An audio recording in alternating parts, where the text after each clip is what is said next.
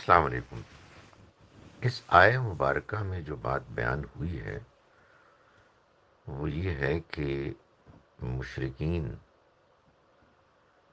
اللہ کے ہاں قیامت کے روز اللہ کے علاوہ بعض دوسروں کو بھی یہ درجہ دیتے تھے کہ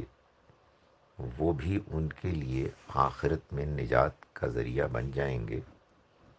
ایسے کہ یہ اللہ سے سفارش کریں گے اور اللہ تعالیٰ اس سفارش کے پابند ہوں گے، تو بجائے اللہ کی عبادت کرنے کے وہ ان غیر اللہ کی عبادت کرتے تھے، جو جیسا کہ سایہ مبارکہ میں بیان کیا گیا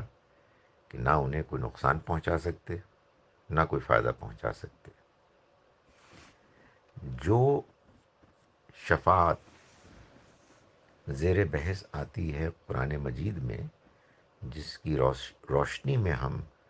حدیث کی بیان کردہ شفاعت کو سمجھتے ہیں،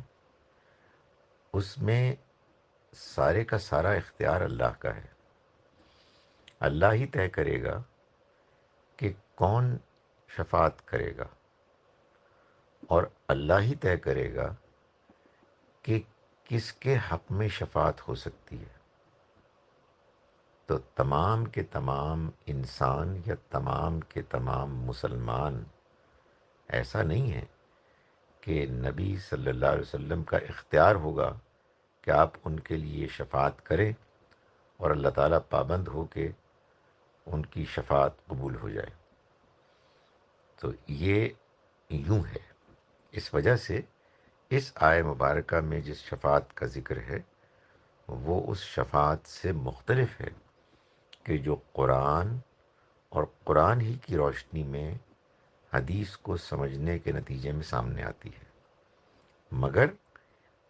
یہ خدشہ آپ کا بالکل صحیح ہے، اور یہ خدشہ عملاً بھی ہمیں نظر آتا ہے کہ مسلمان بھی اس شفاعت کو ویسا ہی سمجھتے ہیں جیسا کہ اس آیہ مبارکہ میں بیان کیا گیا ہے کہ ایسی کوئی شفاعت نہیں ہوگی، یعنی کہ جس میں اللہ کے فیصلے کے برعکس کوئی بھی کسی کو جہنم سے جنت کی طرف جانے کا ذریعہ بن سکے گا، یہ نہیں ہو سکتا۔ اور یہ جو غلط فہمی ہے جس کی وجہ سے مسلمان کلمہ گو ہونے کی وجہ سے اور نبی صلی اللہ علیہ وسلم کے امتی ہونے کے ناطے سفارش شفاعت کے مستحق ہونے کی وجہ سے اپنے گناہوں میں، اپنی کرپشن میں، اپنے جھوٹ میں، اپنی زیادتیوں میں جری ہو گئے ہیں، یہ ایک بہت خطرناک بات ہے جس سے کہ لوگوں کو بہرحال آگاہ کرنا چاہیے کہ یہ رویہ اور یہ نظریہ یہ دونوں غلط ہیں۔